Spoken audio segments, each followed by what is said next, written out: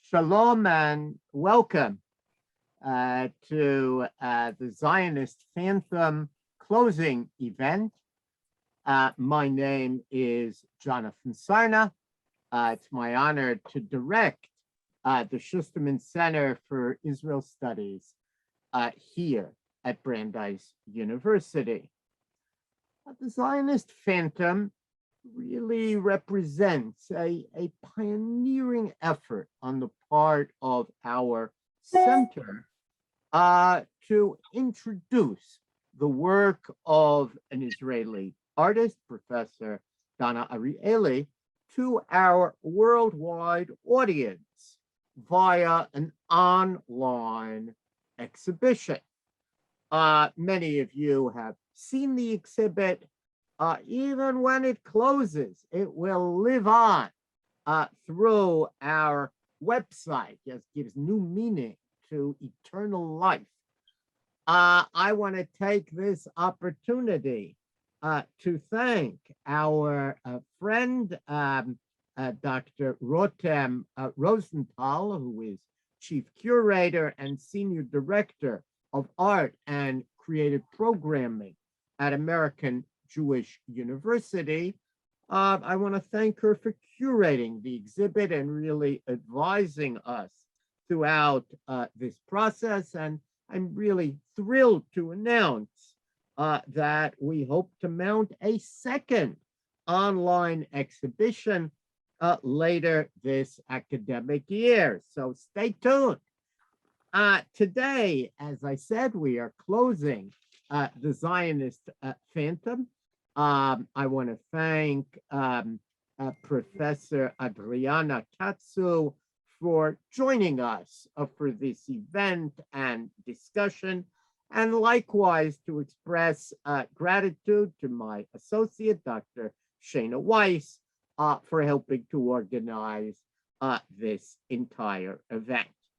And it is now my great pleasure to turn the program over to Dr. Rotem Rozental. Rotem.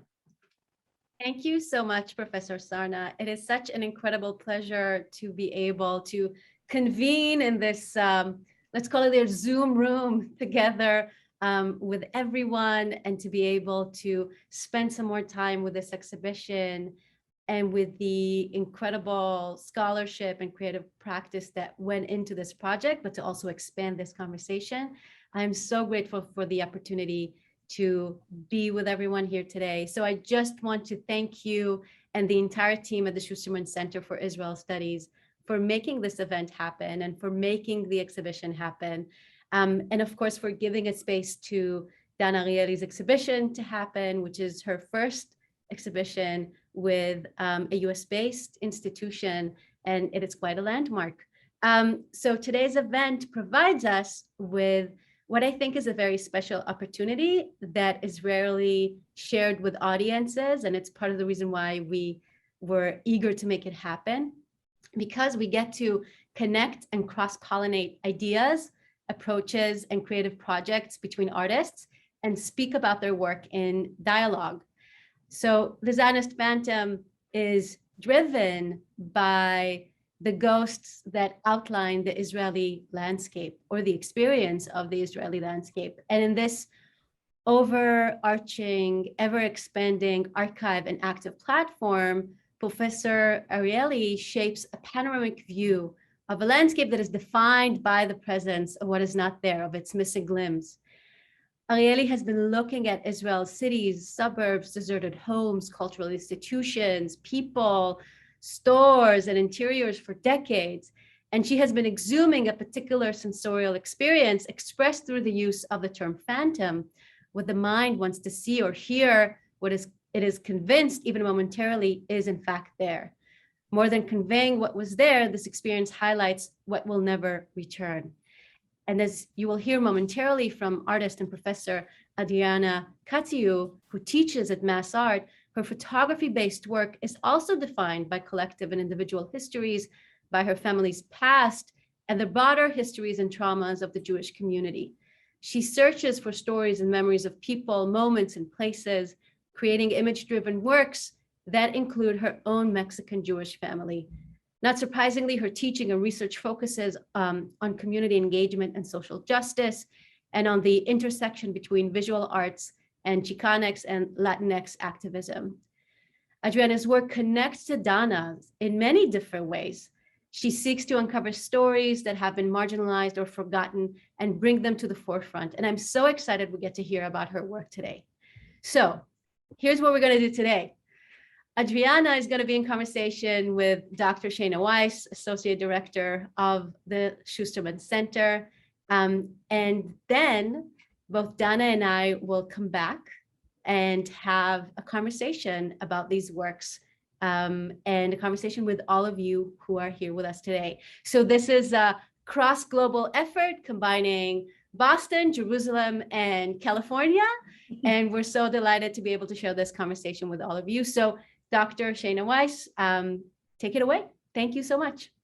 Thank you so much. Thank you so much, Rotem, and everyone for joining us. I also want to give a special shout out to Laura Mandel of J Arts, who connected us with Adriana, and I am so glad that she did so. So Adriana, I'd love for you to sort of join us if you can, I think, turn on maybe your camera. I see that it's off. Perfect, there you are. And I'll start with just a question of, you know, how did you get started with this, right? How did you begin this journey of documenting your family and your family's journey, and why photography? Okay, so first I just want to say thank you again to the Schusterman Center, to you, Shayna, to Anna, to Risa, to Rotem, certainly to Laura Mandel, who connected us, and especially I just want to thank Dana Arieli for allowing me to be here in conversation with her. So thank you again. And the question is how it all started, right? So basically, let me start sharing a little bit of my screen, if that's okay, because then I can start sharing some images. And if there's an issue, I trust Anna will help us with this. Great, we can see it. Oh, perfect. Okay, so how my work started, very similarly to Dana, is I was trained to do street photography, very much trained, like you take your camera. I used to have a 3x5, and you really devote and develop your eye of seeing, right? And so I was doing a lot of street photography, and it dawned on me at some point when I was living in the US. So I grew up in Mexico, and when I was 14, I came to the US. And what happened, a little bit differently than Dana, right? Dana talks a lot about how home is both Jerusalem and memories. But for me, when I moved to the US, part of my home was taken away, right? By choice. But what it means is that I live in a liminal state of both Mexican and United States cultures, and both Jewish and Latina cultures. And so what happened is, once I was living in the US, I was really interested in documenting what I didn't have, what I had left in Mexico. So I would go and photograph in Mexico, the streets, the buildings, etc. And then what I started doing is I started documenting what it meant to be Mexican and migrating to the US. So back in, I would say around 2008, I was living in Vermont back then, which is a very small state, predominantly white, one of the two whitest states in the United States.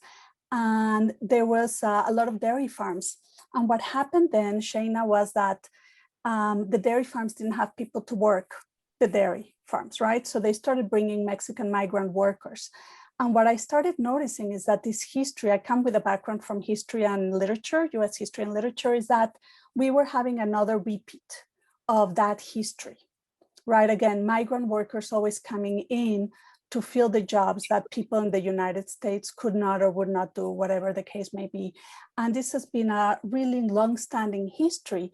But the thing is, I couldn't photograph the Mexican folks who were in Vermont because I would put them in danger with the INS. So I ended up, this was the first time I stopped doing street photography and I started going to the archive. And I looked for images of Mexican migrant workers going back to the library, back to the 1920s, looking at Library of Congress images, including the work of Dorothea Lange. And I started doing this photo montage, taking these images from the Library of Congress and taking a milk bottle from Vermont, right, that symbolic milk bottle, and starting to put them in. And so that's how I started changing a little bit my photographic, my way of doing photography. Let me see if I can.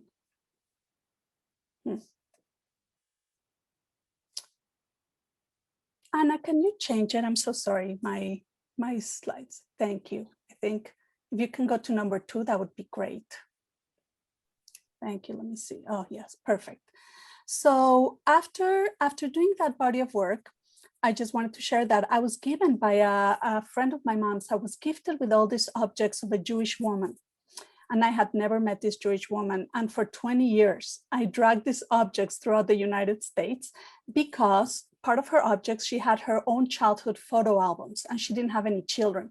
So I didn't feel it was right to trash these objects of someone I didn't know. I felt like I had part of her life in my hands, but I didn't really know what to do with it, Shayna. So I was carrying this along and along.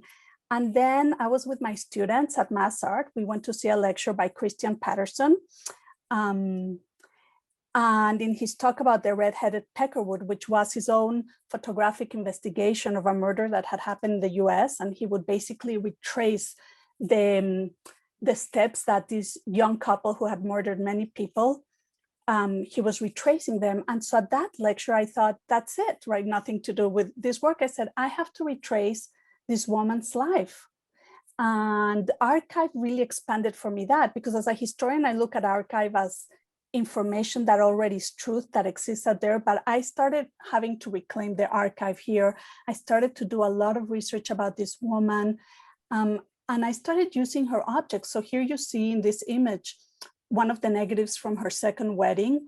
But what it turns out is that a lot of her own histories disappeared at this time. She was born at the turn of the 20th century. Women, and she was a Southern Jewish woman from Texas, were sort of in the background. So I really wanted to center her. And this image is really more about how she was not present, right? She was invisible to many people. And so here's another image that has the pieces, right? Again, it's like we don't have a full view of who this woman was. So I was trying to really use images to tell that story, an invisible story of a person, and in some sense of the women from Texas. So as you can imagine, I did a lot of research, finding a lot about the history of Texas women. And I had lived there when I moved to the US. I lived there for my high school. And I had to share this with you because I had her cooking books. And what was really interesting to me was opening the cooking books and finding the notes that were still in the cooking books. And this one says crispy crunch ring and vinaigrette sauce, right? And so I'm thinking, this starts to tell a story about this woman, or I started imagining the story or envisioning who this woman was. And just as a little bit of a notice, I also had in an exhibit all her objects that I had found in a case. I wanted people to see her actual objects, sort of in conversation with Dana's idea of relics. And then more recently, I started, while I was doing the B project, that project, I thought, I'm spending endless hours researching this woman's life, and I didn't even know her. And I said, what about my own history? What about my maternal grandparents' history moving to Mexico? Those were the grandparents I grew up with and that were emotionally close to me, etc. And I started calling my mom, and then I thought, this is a whole project in itself. I have to put a pause on that for a second, right? And now we are here. This past year, CJP and J Arts were very generous in giving me an inaugural fellowship. And initially I had said I was going to investigate this intersectionality of being both Jewish and Latina in the US context. And I had a little line in my application said, maybe I will need to look back at my own grandparents' migration to discuss my own story, right? And what it turned out is like for 8 months, I've been looking at my grandparents' story. And so I really started with a point of, well, I should pause and say, I don't think I could have done this work before, because I think having migrated myself to the US and now being an adult and now having my own family, it really sort of brings things into a different perspective, but it really made me think, what did it mean for these 18-year-olds? They had just gotten married in Poland to have to cross basically the Atlantic in about a month's time to a land that was totally different. They couldn't come to the US because the US had closed borders. They arrived in Mexico in 1929. And so I just imagine coming from these little towns, relatively little towns in Poland to Mexico and just seeing the sky and the ocean for 30 days, which is what it would have taken them to arrive. And so I really needed to tell this story, and I grabbed photographs of Veracruz, which is the port that they arrived in Mexico. I looked for photos from the 1920s. I really felt I needed to sort of bring that landscape into these portholes that I created. But for me, it was also really important. Let me try again. Switching. Oh, thank you. Well, let me go back. Hi, everyone. I think we had some issues with Adriana's tech. We will hopefully have her back in a second. Thank you for bearing with us. Can you see this? Yes, it works. Okay, great. So for me, Okay. what was important, thank you so much, Anna. And for me, what was really important was just basically using my hands, not just taking my camera, but really telling the stories through my own embodiment, through cutting, through making, right? That was very important. This was another piece I created, and I know we're running short of time, so I'll hurry up. For me was my grandfather became a shoemaker in Mexico, and he walked miles on end in Mexico to get to work when he didn't speak enough Spanish to get to the shoe factory where he first worked. And so I really needed to get on the floor and try to use charcoal to draw what I imagined the floors of Mexico look like, and use these old shoes to imagine, to envision, to embody what it would have been for him to walk. And this piece, again, all these pieces, I felt the need to make them by hand. It's like the first generation Mexican, right? So this is the story. These are all images of my mother with the passage of time, going from monuments or from, I would say, symbols that are very Mexican, the Xochimilco boats in the very background with my own grandfather, to these images that in somewhere are what a lot of Jews would take, is image of them dressed as children with Mexican garb, etc. So it was important to me to document some way that first generation. And then I had these objects that were my grandparents, right? And so I had his talit. I do not know how I ended up with his talit, but I wanted to photograph it. And in the search, again, like looking through it and extending it, I found on the part of this slide on the right side, I found like a little dot. And I was like, in looking at with my loop at what this dot was, I realized this was mole, which is a Mexican sauce that we use in a lot of food. And to me, that was this perfect moment of Jewish and Mexican cultures coming together in syncretism. And I think, some people know that I laugh at this image a lot, but this is what converted from that image, from that exploration. It's the talit with the zehelet in the background. And again, when you open it, you get to see the mole stain, right? This idea again of cultural syncretism.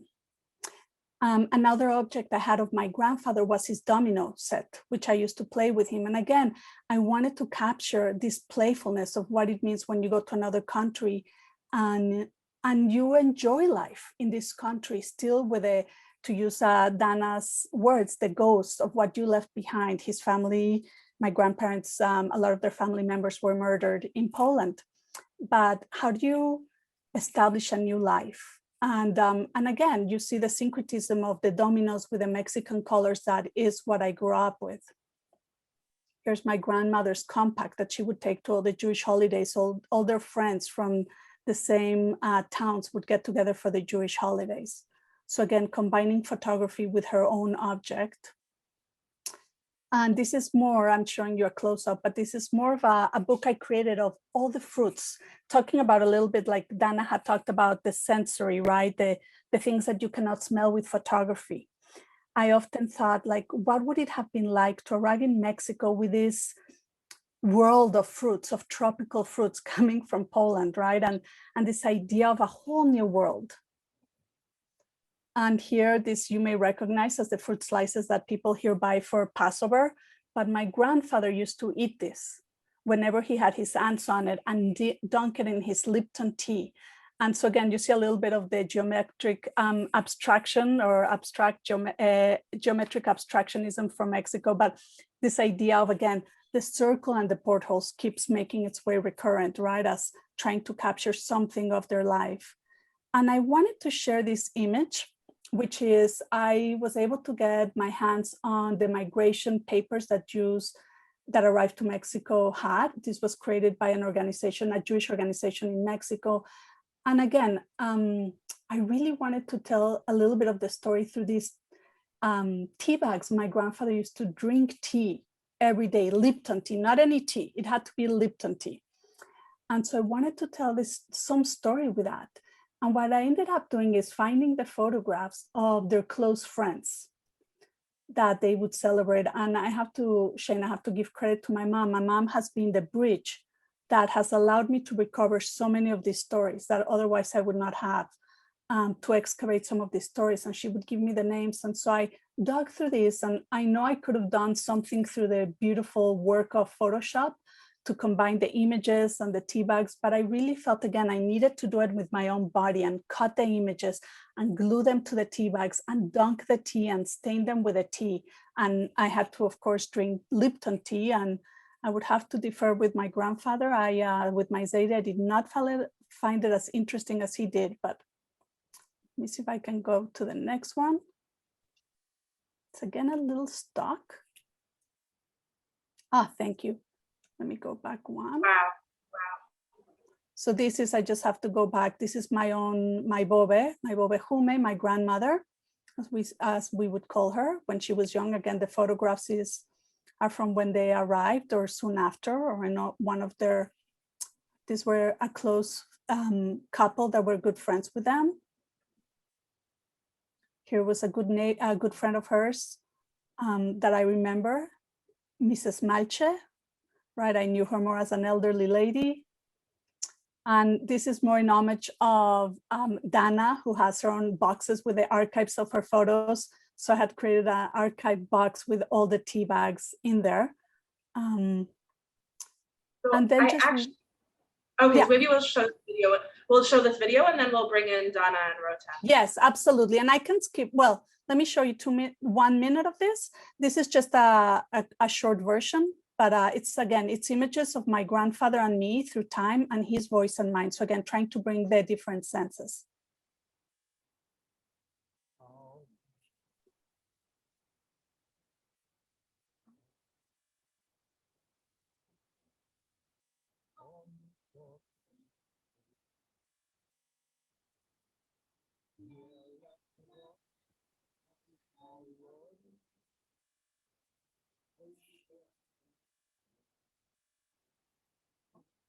We can't hear. Do you have your volume up?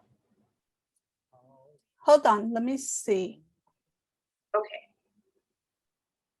Let me try again, or we can.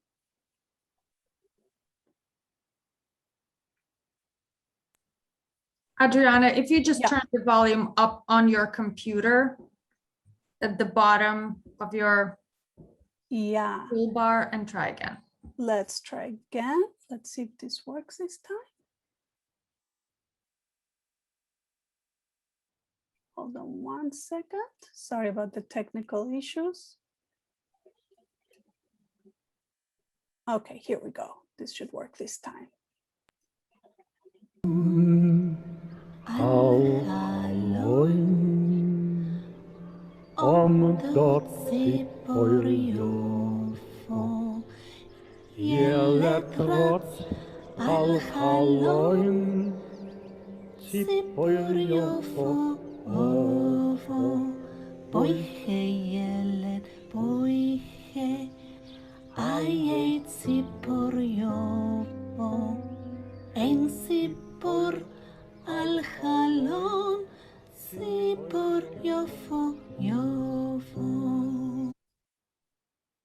There, we'll stop it there. How's that? Sorry for going a little bit over. Thank you so much. I have so much to think about and talk about, but I also want to sort of bring in Dana and Rotem to the conversation. And maybe we'll just sort of start with Adriana, if you could just sort of quickly, as one can, like sort of speak about what you see as sort of the connections or parallels between Dana's work and your own. You already alluded to it a bit, but you could just explicate on that. Sure. I mean, I see it. What's interesting is that what I see is that both Dana and I are trying to mark memory in some ways, right? What I see a lot is Dana goes out to places, to sites, to photograph those places that will then connect to memory, especially for the viewer. Whereas what I find is that I want to connect to the memory, but in order to do so, at least in this project, I have to construct the memory through physically making it. And so in some way, that's one place that it's a little bit different. But again, it's like the way that photographers have a whole landscape of bringing memory to the forefront in different ways. And yeah. Can I ask you both a question about this? Because what was striking to me as I was watching your beautiful presentation, Adriana, and I'm still a little bit emotional from that beautiful sound piece at the end. So thank you so much for sharing all of this with us. It really struck me that you both are thinking about objects and personal spaces of women. Dana, I thought about the photographs of your grandmother, the black and white photographs of your grandmother sewing at her home in Jerusalem, that in retrospect for you have been such a driving element in what helped make the Zionist Phantom happen. And Adriana, as you were talking, you brought in all those personal histories of women that were discarded and forgotten. I was wondering if you both could talk a little bit about that, it seemed to me there's something really powerful in going back to those women, their objects, their journeys and their past and the way they relate to you as well. Adriana, shall I? Yes, please go. No, I've been speaking your chats. Well, it passed so fast that I'm so sorry that we didn't have the opportunity to hear more of it, because it is indeed fascinating. And it's also, Rotem was saying that she's emotional about the sounds. I'm emotional about meeting somebody who is doing something so close. It's always, I think going back to my grandmother, first of all, I started to sew. This was basically my birthday 2 days ago, and I said, that's it. Now I have to be her. I have to do exactly the same, movements that she was doing. I know so many things, and it took me a lot of time to convince the lady that I came to have a class with that I don't know how to sew. She says, you act as if you know everything. I know nothing, but I was staring at her for so many years. I think they were mega women. I mean, really, you were saying that your grandmother was moving at the age of 19. And, moving from Mexico, from Poland to Mexico is probably even more complicated than moving from Nadburna to Jerusalem. But I always remember her story about the single suitcase that she had managed to have with her from the very tiny village that she grew up in.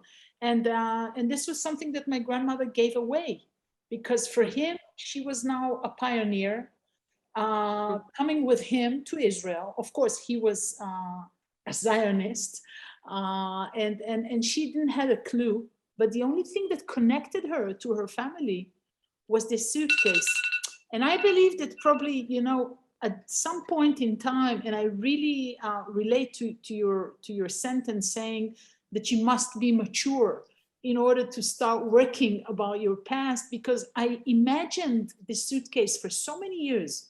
What did she have inside, and how did she feel when this was given away, And in both cases, we're talking about people who did not experience forced exile.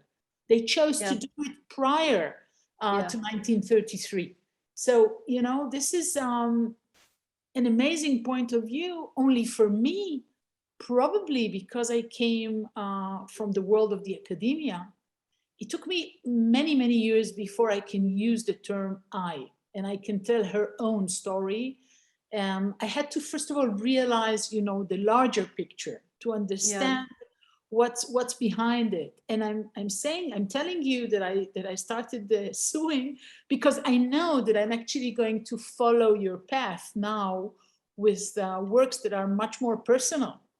And so, yeah, it's going to be very interesting to see what will evolve. But certainly, I would like to do something together. Certainly. Dana. That would be, yeah, that is so exciting. I think that's just, you're right. I think it's just a very different place when you're trying to tell the story through your own hands. And we know that photography is one way, right? But it creates a little bit of a distance, right? I mean, you're making a lot of subjective decisions, but there's a little bit of a distance.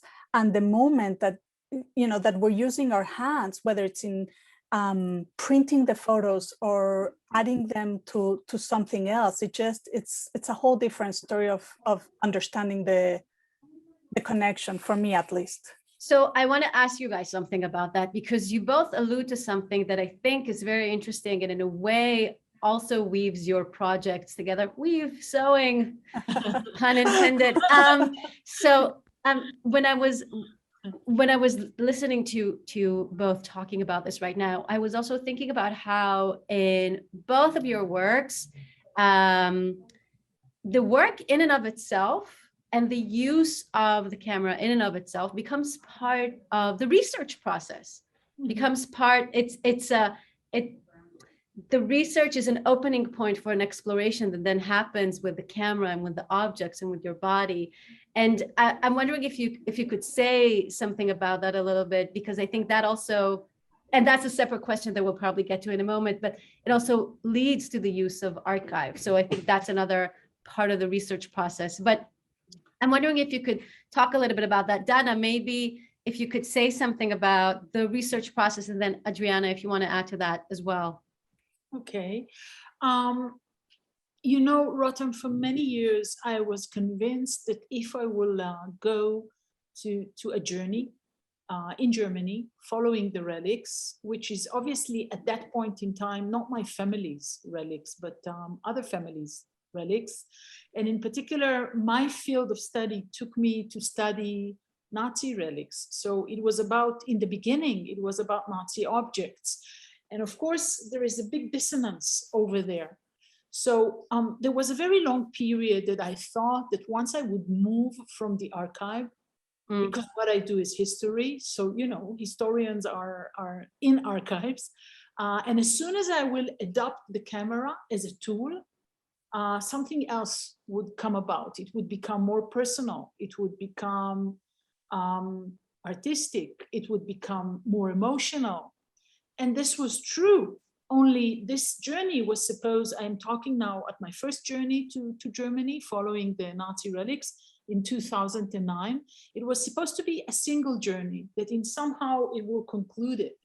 And of course, the opposite happened. Not only it was never concluded, it's not concluded yet, I also moved to my personal story. And in terms of the Zionist Phantom, these are really the first steps. I mean, I've been taking photos of Israel since 2009 as well, but I'm relating to my own home. I'm relating to my own city, relating to the place I grew up in.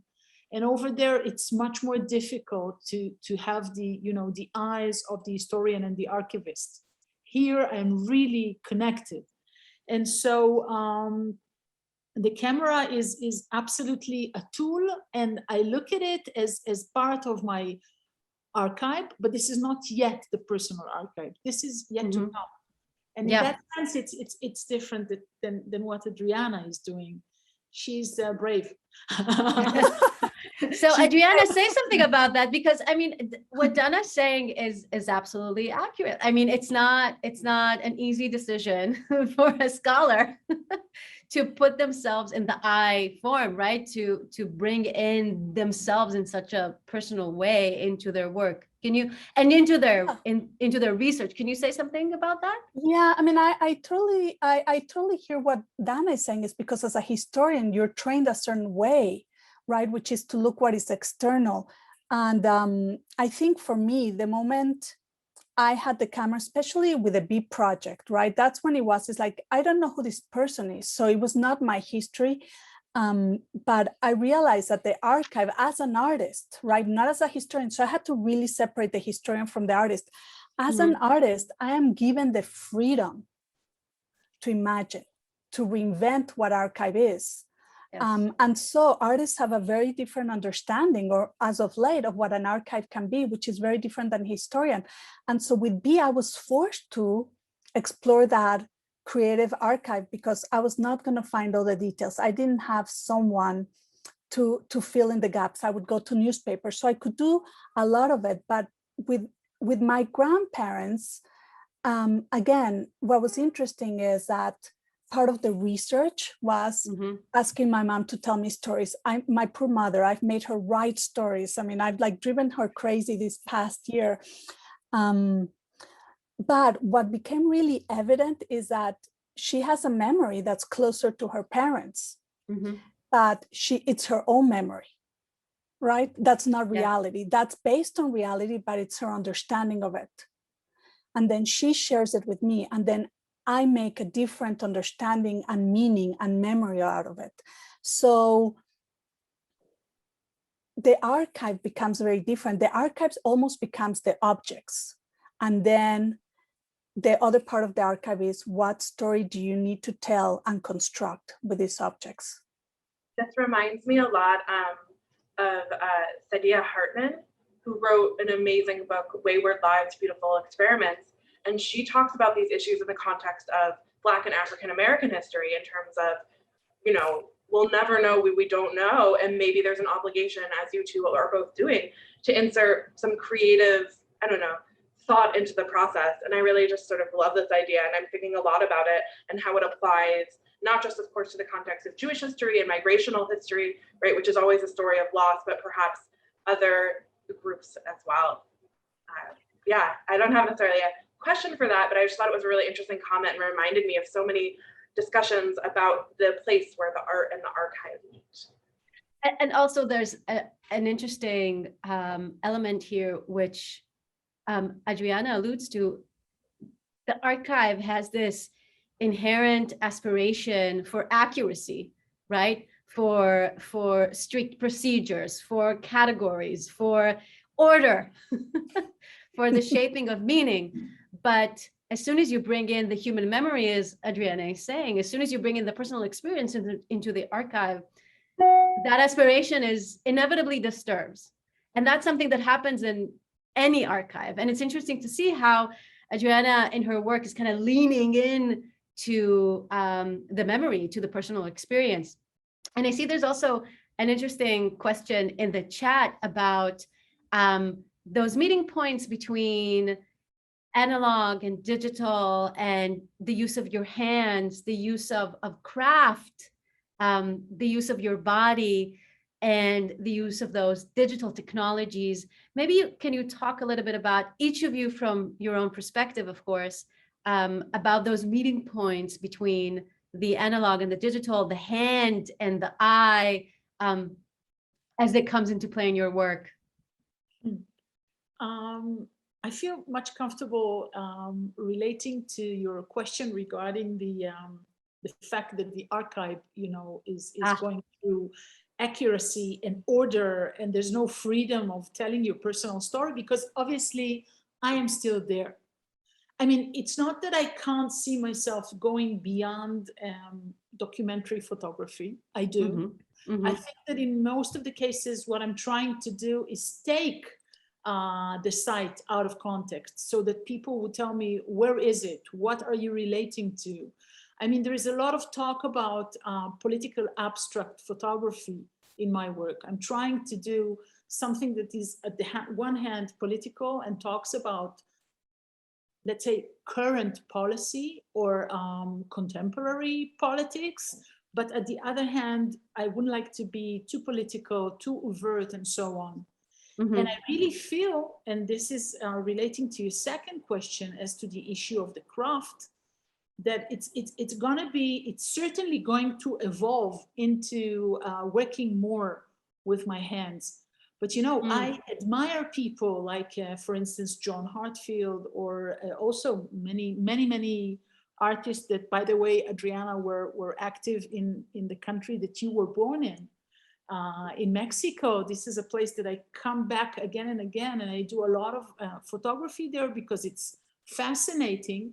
But I still feel, a kind of detachment, as if the historian can use the tool of creation, but it needs to stay accurate. It needs to stay in order. It needs to stay as part of an archive.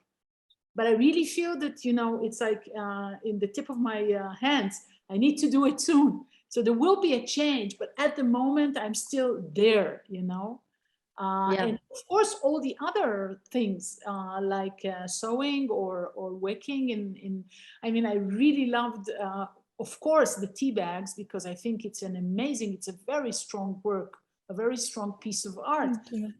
But also the thing that you did with her kitchen, with the book, and all these type of works that you do are a claim. It takes its own personality from your own personal story. I'm just starting there. So it's right. And I think there's something for me, one of the parts that are really connected to Dana's work is that she's going to places and she's capturing these moments, right? So part of Dana's work is she takes photographs of these sites, and the work also really invites people to tell stories. So the work is part what Dana does, and the other part is what the viewers need to bring. So it's almost like you're in a dialogue with the work. It's like Dana is part one, the viewers are part two in the participation of it, right? Yes. You need both. Like, so if I look at a photo of Dana's, I will look sort of similarly to how you did some of them when you were analyzing them in one of the talks, Rotem. I'll look at some aspects, right? Because I don't have connection to some of the landscapes in Israel. I think I was there once at the age of 16 in a different context, so I don't have this history. But what I do is the history as people start telling stories about these places. Yeah. Right. So Dana brings one perspective, people tell stories, and so the story gets fuller and richer. Every moment somebody adds another comment. I'm going to, yeah. I think, Adriana, this is an amazing answer to the question that we just received in the chat, because absolutely, Lisa was asking, how do the two artists think about making work that is personal but also captures something universal? But I want to add something to that too, because I think one of the questions that come up here that we haven't really addressed fully yet is the place of the viewer as participant. How do you take into account the participant in your work? So I'm wondering if you guys can relate to that a little bit more too. Well, for me, it's crucial. I think it has to do with my understanding at a very earlier stage. And of course, it's going to be sound now like a very simple sentence, but it stands at the core of my work, that interpretation is in the eyes of the beholder.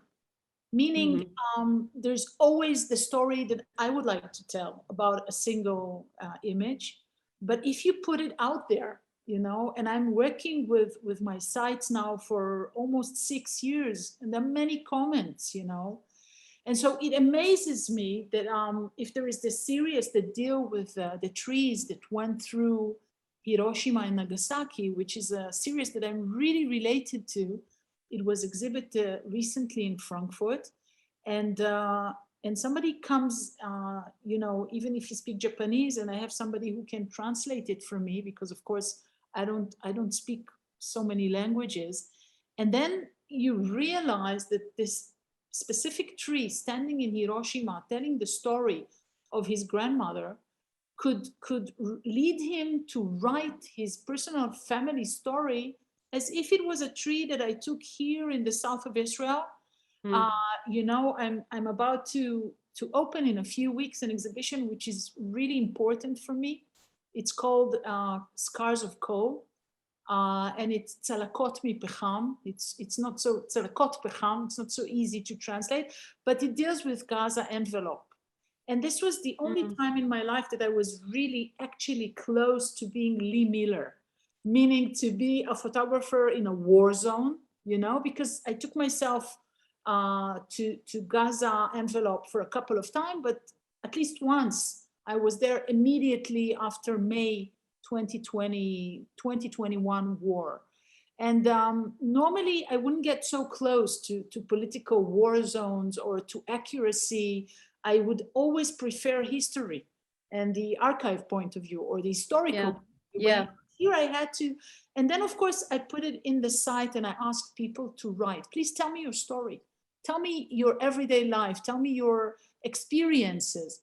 And then of course it becomes universal because you realize that everybody is dealing with the same difficulties.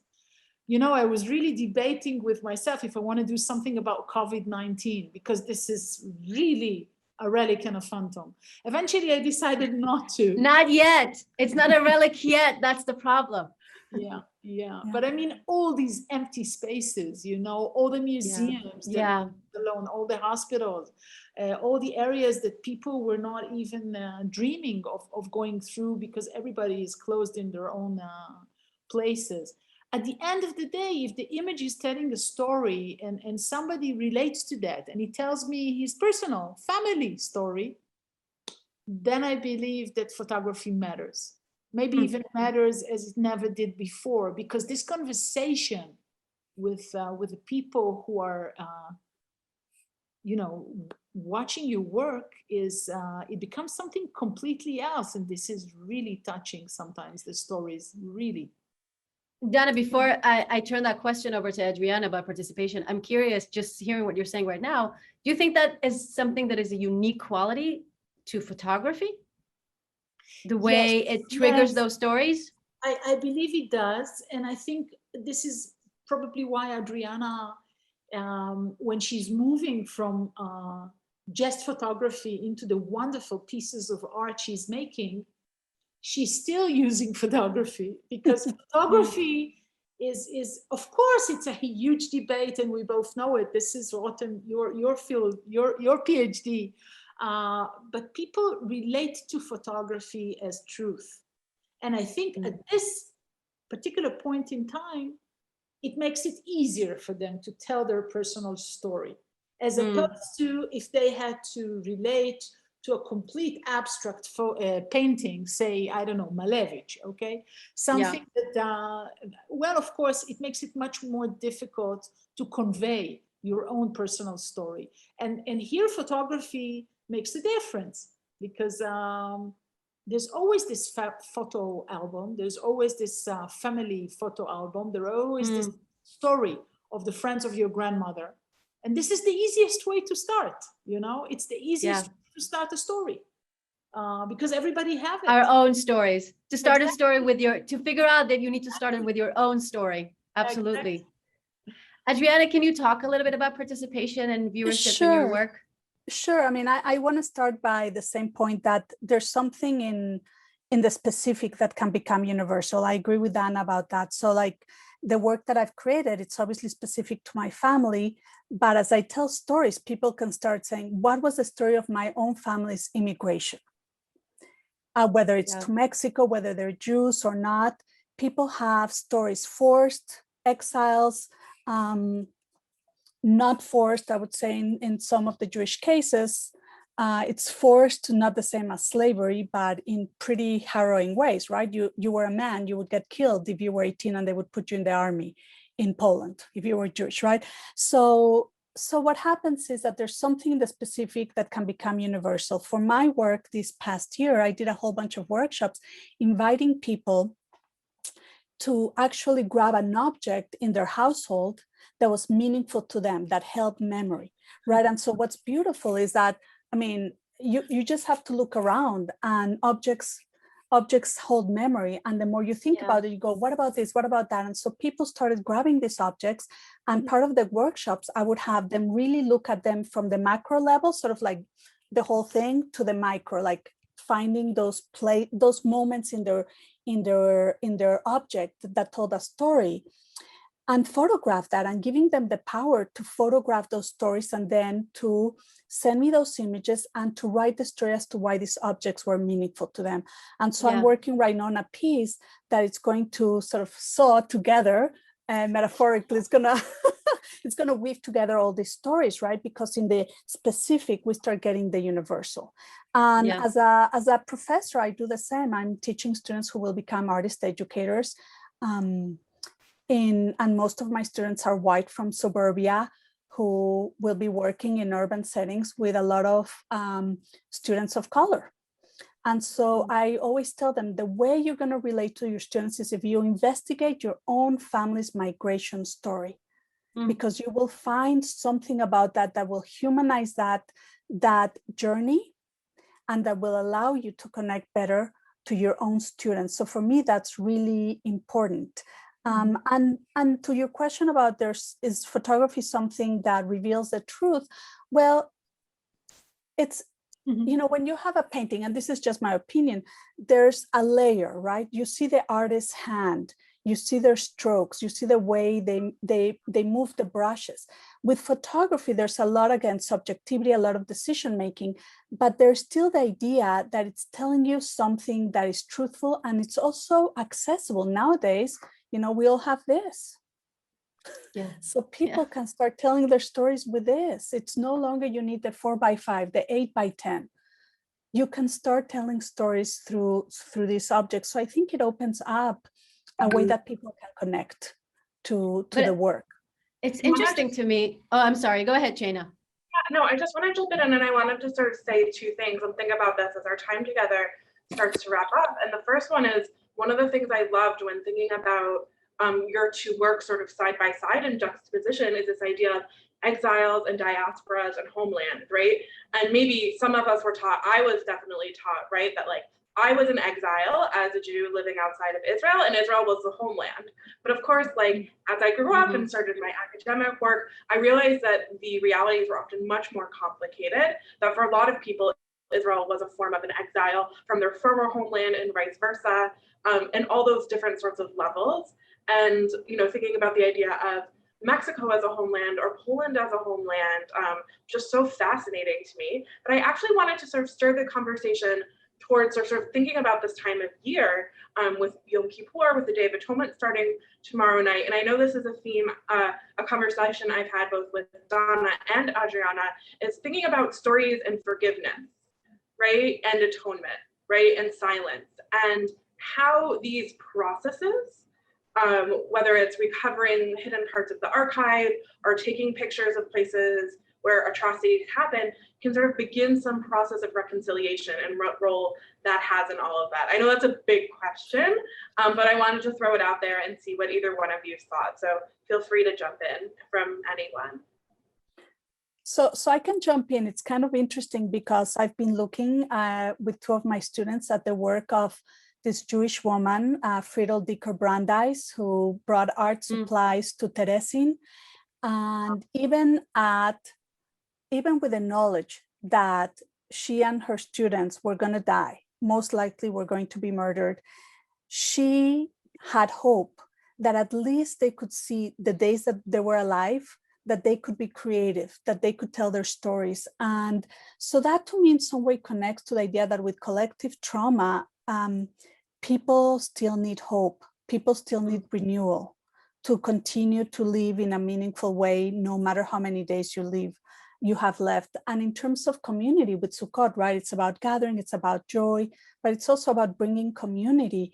It's, I think both Dana and my work in our own respective ways are not just like, oh, let me do my work and it's about me. We really are trying in our own ways to get people involved.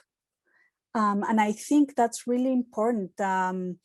So that our viewers are not just passive, like, let me look at this work and let me move on. It's like, okay, how can this work, both Dana's and mine, from my perspective, can light up something that keeps building this sense of community. Your story is not alone. Your story is part of something bigger. And I don't just mean the Jewish community. I just mean even larger, right?